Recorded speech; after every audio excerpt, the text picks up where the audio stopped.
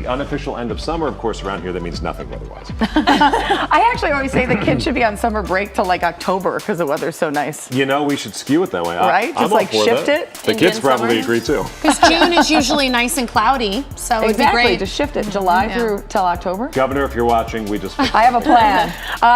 Let's just start talking about other stuff in the coffee break. We're starting with why new car features are driving people crazy. Yeah, I'm not alone. No, you're not. You're not. Most car buyers don't want their vehicles to be as high-tech as the latest iPhone. J.D. Power's 2024 Tech Experience study revealed no automaker is blowing drivers away with its tech. Genesis earned the highest tech satisfaction score, earning about 600 out of 1,000 points.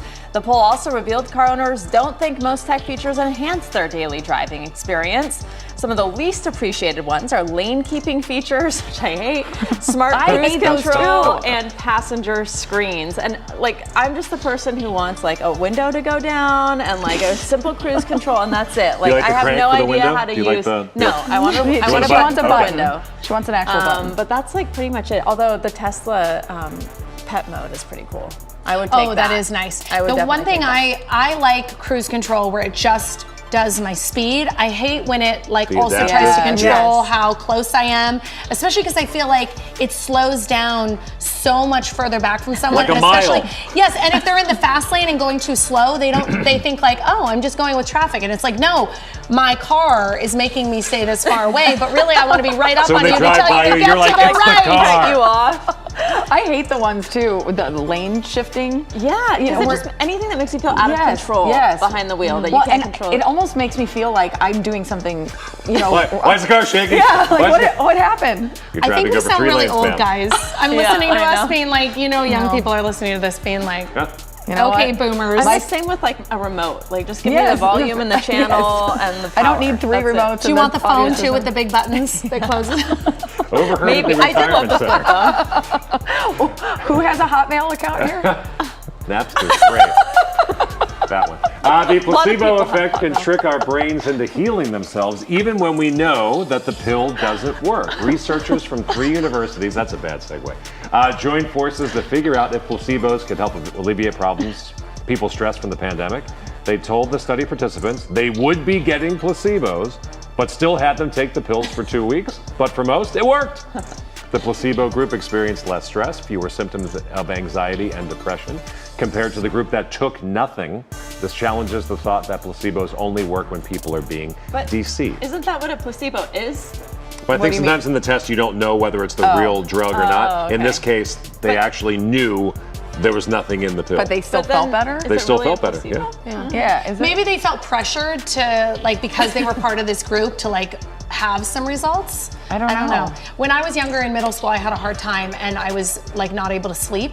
So my mom gave me Tums and told me they were sleeping pills and I slept like a baby. That explains. It's funny. My best girlfriend always talks about how she can't drink vodka because her grandmother, who is from the old country, came over and would give her vodka as medicine. To go to sleep. Yeah. But I tried it with my daughter when she was 2 entirely different stories, both involving sleep. But both placebo, both also not like what you should be taking. One kind of wasn't a placebo. I guess that's true, actually.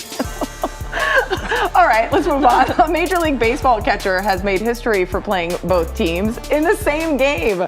I saw this morning. I love this story. Danny Jansen was part of the Toronto Blue Jays earlier this summer. They had a game against the Boston Red Sox, suspended because of rain. In the middle of his batting turn is when this happened. So Jason was traded to the Red Sox, and when the game finally resumed last night, he's now on the opposite team. By the way, his old team, the Blue Jays, ended up winning, but he was going to come out a winner either way. That's crazy. Can you imagine, having your mind, where am I? What am I doing? Who's my teammate? Yeah. Who's my opponent? Yeah. So he was the batter, and then when the play resumed, he was now the catcher. Yes. In the same at-bat, not just the same at-bat. Yes. That's pretty cool. Isn't that cool? That's pretty cool. Well, a mom is making, I'm like, sports. For baseball fans. Anyway, a mom is making headlines for her way of helping at her kids' school and extracurricular events. I don't want to be on PTO, PTA, room mom, team mom. I don't want to do any of that. And I start getting real stressed when they start asking for volunteers.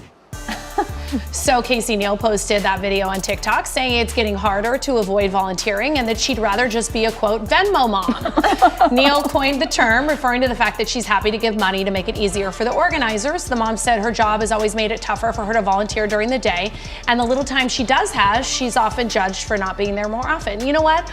I am often room mom. It's often something that nearly breaks me every year, but it's one thing that I like to do since I can't be there, you know, hands-on volunteering when they're at school. If a mom is like, I don't have time, I work full time, and wants to give me money, I'm like, great, I'll just order whatever we need from Amazon.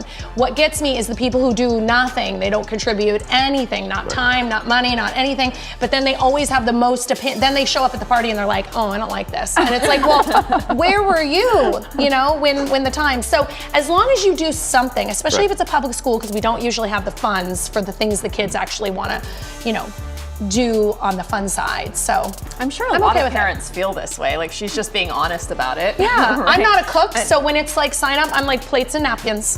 Plates and napkins, that's me. Everybody's got their strengths, and if hers is financing the whole thing, I think that should be celebrated. And sometimes it does get a little out of control. I mean, I'm not a parent, but from what I see, it looks like it gets a little bit out of control, especially for the parents who do have to work or are single parents and can't be at every practice and every game and every it is tough when you work full time to give your time to the school is really, really hard, especially if you have multiple children. So I totally feel her. Hey, I'll take Venmo moms in our classroom. I'm good with that. And that's today's coffee break.